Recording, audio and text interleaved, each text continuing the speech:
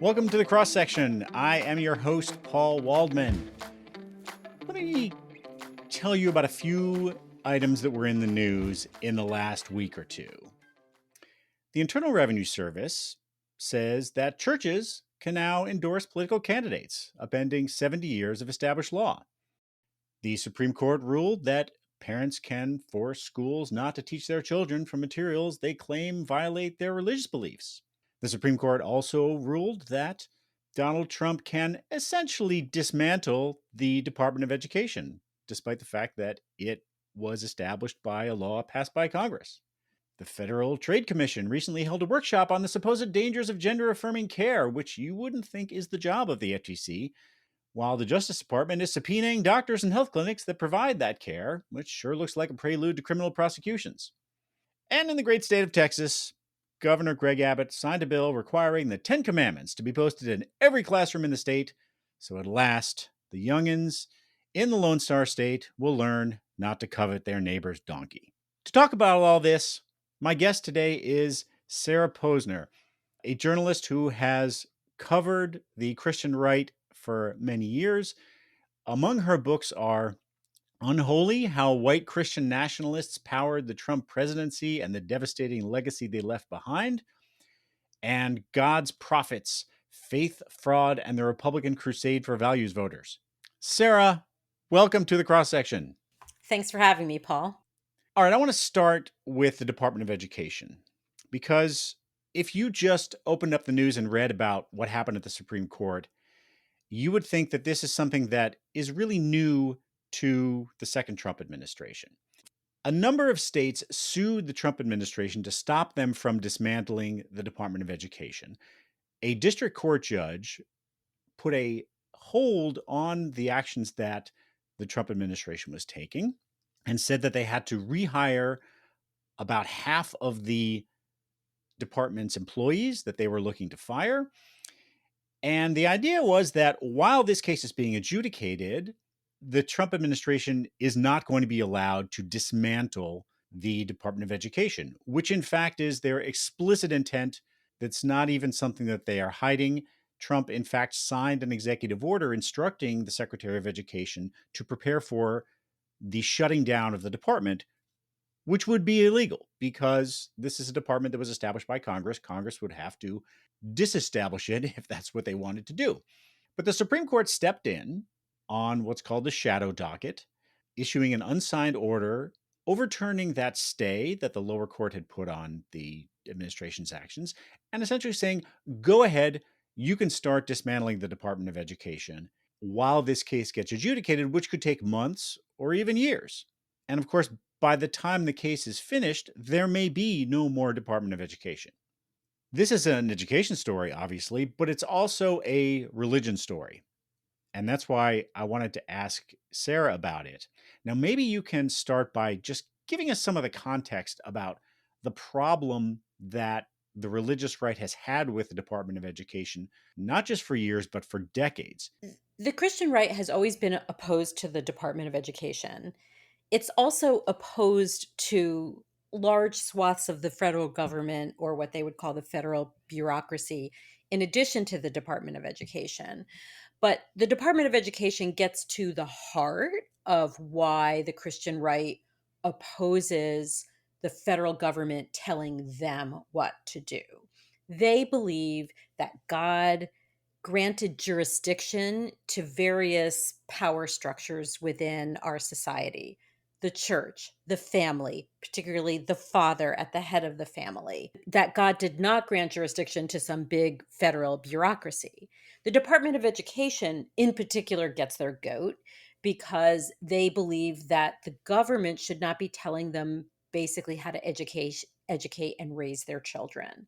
It is probably the most targeted in their mind of all the cabinet level agencies that they have long seen as something that needed to be eliminated, because they would prefer that they could either educate their kids at home through homeschooling or in Christian schools, or that they could have more control over their local school district by running for school board or getting the local Moms for Liberty to run for school board and fighting every progressive curriculum change at that level.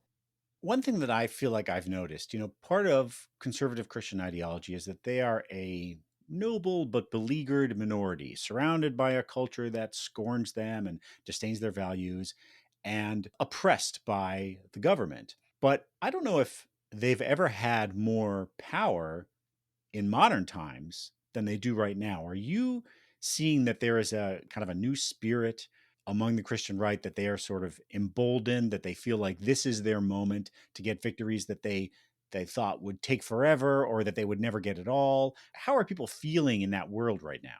I think that's absolutely right. They feel incredibly emboldened, not just because of Trump being in the White House. Obviously, they revere Trump. They believe that he delivered nearly everything they wanted in his first term, and he's delivering more in his second term. You hear a lot less about them having high up positions in his administration. You heard about a lot of that in his first term. In his second term, it's a lot more of the sort of MAGA online conspiracy theorists who have top jobs in his administration. Yet the Christian right is still getting a lot of what they want. They would love to see the Department of Education dismantled, the anti trans stuff they love to see. The Supreme Court is definitely delivering for them based on his stacking of it in his first term. And I think that they feel like they have attained a level of power that even they recognize is historic. And I think they worry is fleeting, which is why they want to try to do everything they possibly can before the next election. And another thing that I'd note along the way here that's important to their sense of being emboldened right now is the role of Speaker Mike Johnson in shepherding through Trump's agenda. They have one of their own in basically the third or fourth most powerful position in the country. And that is extremely important and valuable to them. It's interesting that you say that there's a fear that this could be fleeting and they have to accomplish as much as they possibly can. I think that liberals, in a lot of ways, got complacent over the last really couple of decades. There was this feeling that, like, the culture is sort of moving in our direction, that our values are becoming accepted, and gay marriage is a good example. It went from being this idea that was even in the gay community seemed like kind of pie in the sky. It could take forever. And then you saw the Obergefell case that legalized same sex marriage everywhere. And then you also saw just kind of a broadening acceptance in the culture of marriage in particular, but of inclusion of all kinds of families in the culture more generally. You saw gay couples on TV all the time. And there was this feeling that, like, well, we kind of won this argument and it's done. And it does seem that people on the right who were not happy about that, I think a lot of liberals thought, well, they've just accepted it. They don't like it, but they know that they're going to have to live with it. And it turns out that they didn't accept that. And they were waiting for a time when they could really start to roll back that progress. And it turns out that in 2024, they seem to have identified transgender rights in general and transgender kids playing sports, of whom there are just a tiny number, as a real wedge that they could use to pry open this issue again and use it to change all kinds of laws, change what happens in schools, and really reverse a lot of that progress. Was that just a realization, or was that something that people felt like, we're going to figure this out and be able to turn back this clock? Okay. So I would say that Trump's victories, both in 2016 and 2024, were a result of, having a black president, but they were also a result of Obergefell. Even before Obergefell was decided, and after the oral arguments made it pretty clear that which way the Supreme Court was going. So that's 2015, right? They decide Obergefell in 2015. Even before the decision came down, the Christian right was ready to denounce the affirmation of same sex marriage. And they were already portraying Obergefell as their next Roe v. Wade. So remember, Roe v. Wade was decided in 1973 and overturned in 2022. That was a lot of years to keep your eye on that ball. And they kept their eye on that ball by working on multiple fronts. They succeeded at chipping away at abortion rights in the states, little things, parental consent, ultrasounds, the rest of it, trap laws, while they also worked on the political end of things, getting a majority in the Senate, keeping a majority in the Senate, getting a Republican president, keeping their eyes open for vacancies, pressing for anti-Roe justices to be confirmed. So they're working on all of these fronts. They're also working on the court of public opinion front, right? So they're working on really pressing this pro-life label. They're pro-life, and all they care about is the babies and all of that. So like they had all of these different parts of their machinery at work: public opinion, political, legal, and then they had all the lawyers in place to argue all the cases. That's how they see Obergefell. We're 10 years out from Obergefell. They're thinking, even if they have to work 20, 30, 40, 50 more years to overturn Obergefell, they're going to keep working at it. They realized, though, that unlike abortion, when they could talk about dead babies, with marriage equality, it was sort of a weird thing to say, we don't like these families. Like, we don't want people to get married. They did slam and slander and smear same sex couples, but I think they found it a little bit of a tougher hill to climb than talking about dead babies. I think the reason you saw the focus on trans issues starting around it, that even started before Obergefell came down, like the anti-trans bathroom laws and those sort of things started cropping up in state legislatures around 2013, 2014, because they knew that that was going to be the wedge issue that they could gross people out with, right? Men dressed as women are going to assault your daughter in a public bathroom, though, that sort of messaging. Or later, a biological male is going to take your daughter's spot on the volleyball team. All of these things are aimed at repulsing people or making them feel afraid. And this was part of the plan. They want to chip away at Obergefell, but it's like a long way off. So they're doing these other things and particularly focusing on trans issues. I think that's an important lesson that liberals can take, is that what you see there is a great deal of patience. They go into that conflict saying, we have a set of goals. And even if we experience some setbacks, we are going to look at this as a battle that could take decades. And the same is true of taking over the Supreme Court, which I always say is maybe the most successful political enterprise in American history. A few decades ago, conservatives said, if we can capture the courts, especially the Supreme Court, we will be able to do anything. And so we are going to invest hundreds of millions of dollars, decades of time, and we're going to get eventually to the place where we have an iron grip on the laws and the entire political structure of the country, because the Supreme Court is the last word in so many places. And we're seeing it play out now. Right now, they have a 63 conservative supermajority, and they can do anything. I wanted to add that one more thought about what they did in the Department of Education case. It's highly irregular. This whole shadow docket thing is highly irregular, right? So the lower court had issued an injunction barring the dismantling of the Department of Education while the case plays out on the merits, right? Lower court judges are loath to just issue injunctions. The plaintiff has a very high burden to meet there. They have to show that they would suffer irreparable harm if a preliminary injunction or a temporary restraining order weren't issued. So, these are not just granted nilly-willy. Typically, or how things used to work, is the Supreme Court wouldn't even take or consider a case until it had reached the merits phase, been completed in the trial court, the Court of Appeals ruled on it, it was like a final ruling, and then the Supreme Court weighs in. All this weighing in on these appeals that the Trump administration is doing from grants of TROs or preliminary injunctions to basically say, no, these TROs and preliminary injunctions don't count. at all, even though the district court has like reviewed all the evidence and heard oral argument and read all the briefs, and we're just going to like look at a few briefs and then just decide in secret that we're going to let our special boy do whatever he wants while the case plays out in the lower courts. This is highly unusual. I mean, the idea that the chief justice who pledged to the Senate that his only job was to call balls and strikes and he was completely neutral. I mean, this gives away the game. They would not be doing this for President Joe Biden. They would not be doing this for President Kamala Harris.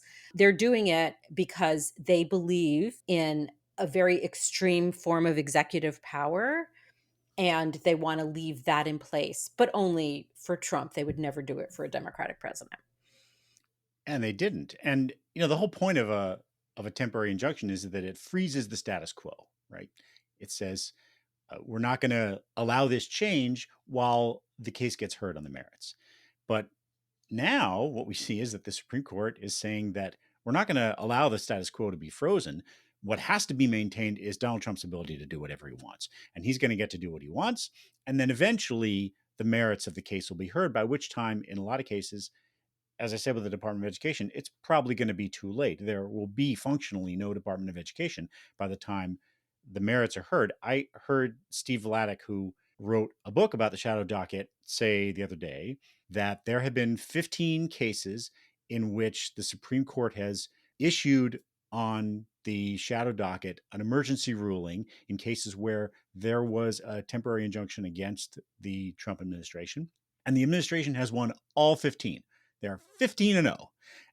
So obviously they are there to say that maybe it's not in every single case that the administration has tried, but whenever they see something that's important to them, they're going to step in and rule in favor of the administration. And this is what burns me up so much. People have heard me say this. They're doing it for this guy, the one who is the most likely to abuse his power, just as they did with the immunity case. Somehow we managed to survive 250 years without presidents having immunity from prosecution, but they had to step in and give immunity to this guy, the one who is most likely to commit crimes of any president we've ever had. Yes. And they also do it without any explanation as to why they decided this way. It's just an unsigned order. There's no reasoning, no rationale provided to the public as to why they're letting the executive branch do whatever it wants with a congressionally mandated and taxpayer funded department. It's really outrageous. I mean, like, I think if more people understood this, and I think probably not that many do, because polling shows that not that many people pay close attention to what the Supreme Court is doing. But I feel like if you had done Schoolhouse Rock on the separation of powers and you understood what was happening here at the Supreme Court, you'd be pretty pissed. Yeah, I want to ask you about the IRS ruling. So this did not get all that much attention, but there's this law called the Johnson Amendment. I think it was passed in 1954. That's right. And it says that houses of worship, churches, synagogue, mosques cannot endorse political candidates. And we all know that there's a lot of political organizing that happens around houses of worship, both among Democrats and Republicans. Black churches famously do their souls to the polls things where they organize people to take them to vote. But I think there's a general agreement that it's really not the kind of thing we want to have your pastor, your rabbi, your imam, whatever it is, go up and say, this is who you should vote for. That's a line that it would be good to maintain. And it hasn't really stopped the religious organizations from doing the kinds of political work they want to do, to just draw that kind of a line around it. Well, that line now no longer exists. The IRS issued this ruling. I want to read a line from it. They said that communications from a house of worship to its congregation in connection with religious services through its usual channels of communication on matters of faith do not run afoul of the Johnson Amendment as properly interpreted. So basically what they said is, it's still law, but if the minister wants to get up and say, vote JD Vance 2028, then that's okay, because it's the sort of normal thing that happens in a church through their more normal channels of communication. But I saw that and I said, well, okay, it's one thing if the pastor in a little church says, I want you to vote for my favorite candidate. What about, say, Joel Osteen, who has a mega church with tens of thousands of people who come, and TV shows and a YouTube channel? Those are his normal channels of communication. If he goes on his YouTube channel and says, vote for JD Vance, I guess that's okay too.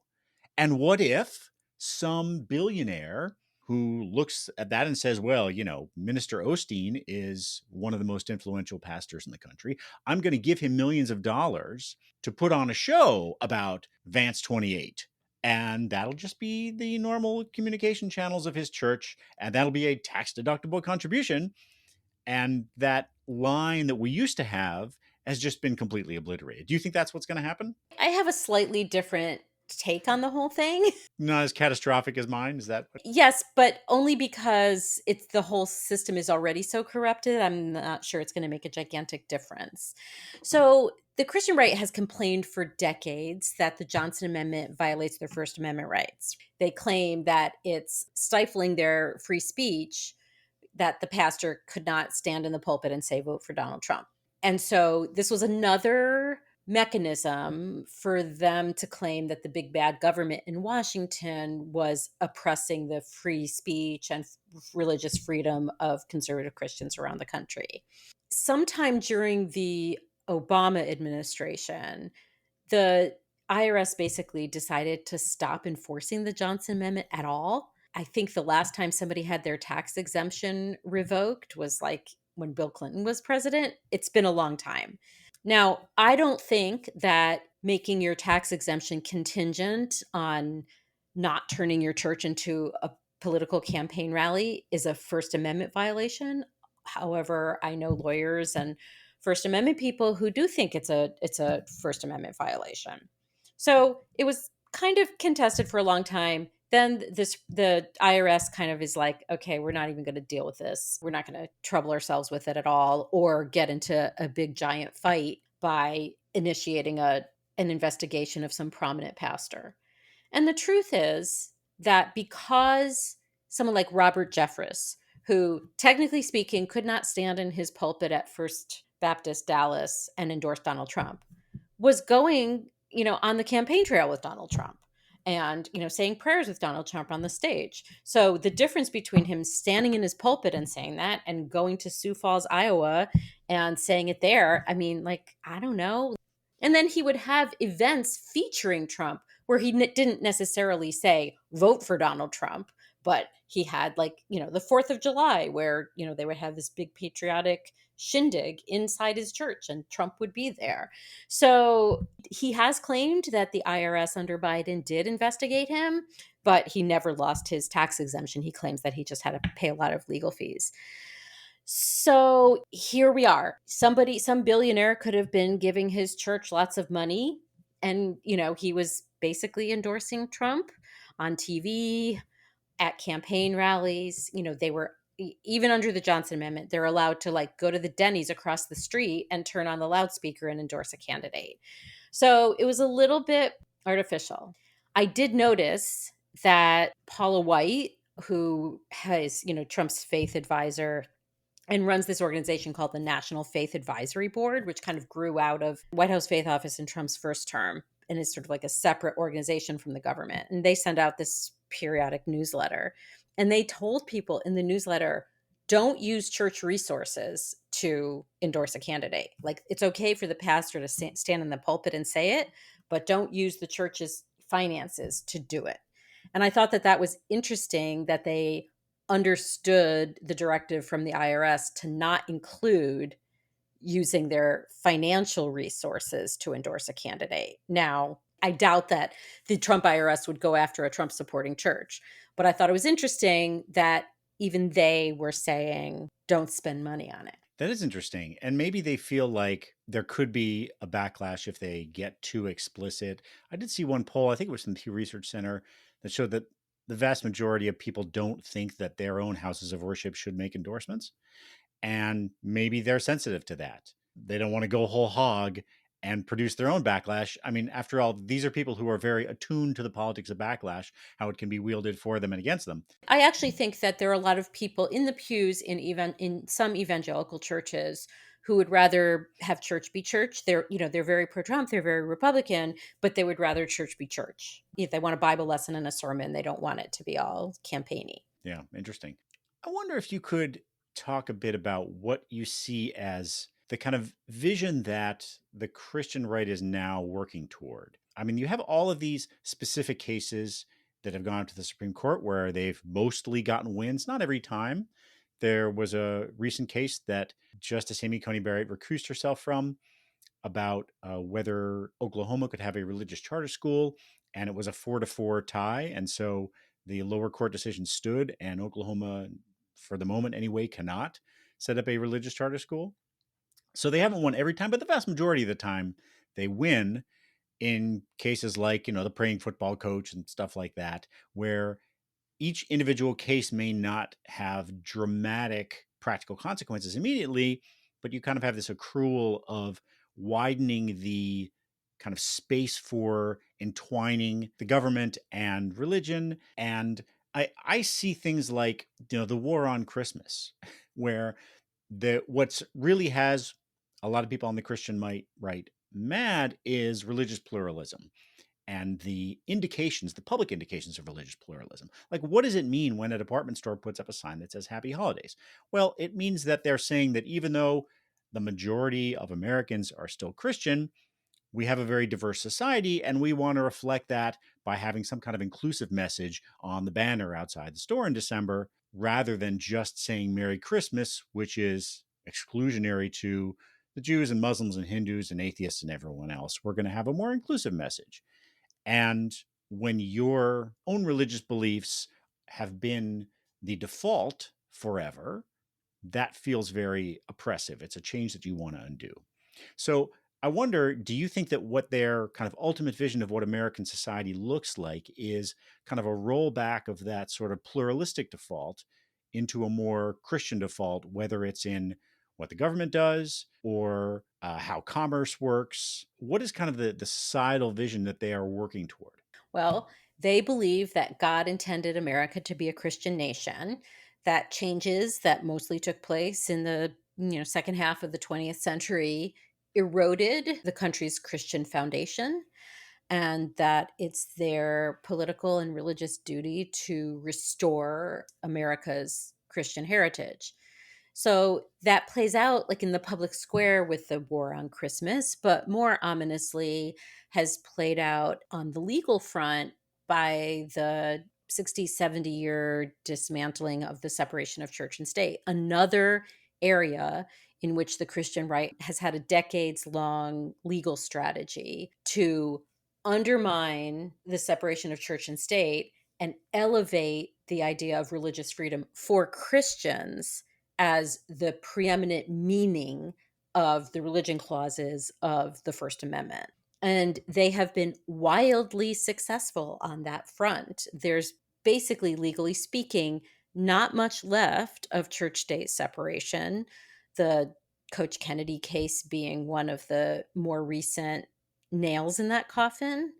And there's been a wild expansion of the free speech and freedom of religion rights, an expansion of those rights for conservative Christians or for conservative religious actors who say oppose abortion or oppose LGBTQ rights. So, in the recent case that the Supreme Court decided this term involving the LGBTQ inclusive books in the Montgomery County public school system in Maryland, the court basically held that these parents, their religious rights, their religious freedom was violated by not being able to opt their children out of lessons involving books with LGBTQ characters or LGBTQ themes. And when you think about the ramifications of it, it's a really bonkers decision.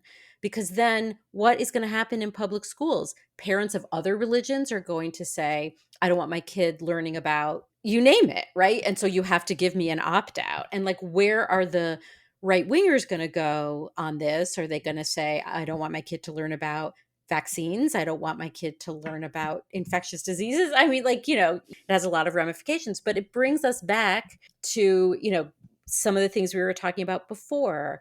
This idea that Christian parents need to exempt themselves, have an actual religious political duty to exempt themselves from these mandates from the big bad federal government or their big bad school district that undermine what they would say is not only their religious freedom, but their parental rights. And so this is where all the anti trans mania comes from. It's where the assault on the Department of Education comes from. It's where the quest for religious charter schools funded by the state comes from. And it's where that Montgomery County case came from. It's all kind of connected together in this idea that the government is bad because it infringes on the family's God given duty to like educate their kids in their religious beliefs without interference from the government. Do you think that they are going to try to challenge the Supreme Court decision outlawing prayer in schools, teacher-led sectarian prayer? Yes. Oh, yes. Because you do hear a lot of people who say, like, that's when the society really started to go down the tubes. The jurisprudence is headed in that direction.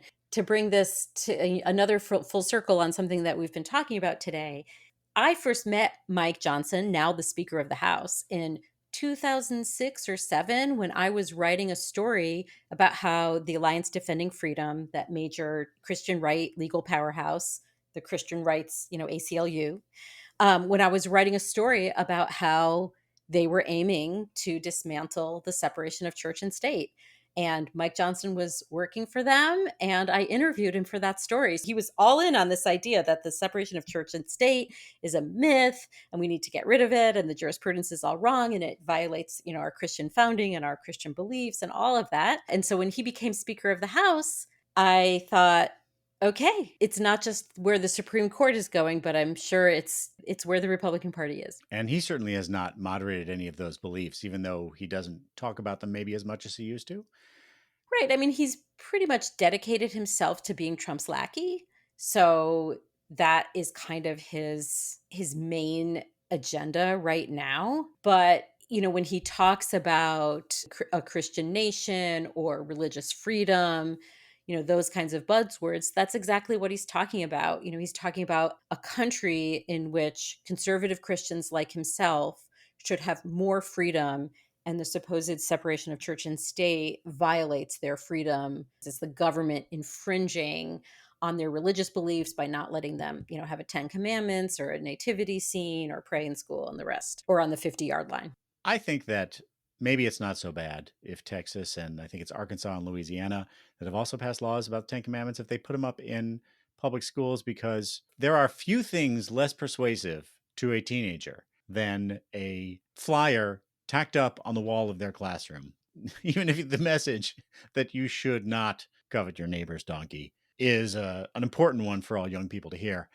All right, Sarah Posner, thank you so much for joining me. We will check back in the next time the Supreme Court takes a sledgehammer to some other pillar of the separation of church and state. Thank you so much for joining me. Thanks for having me.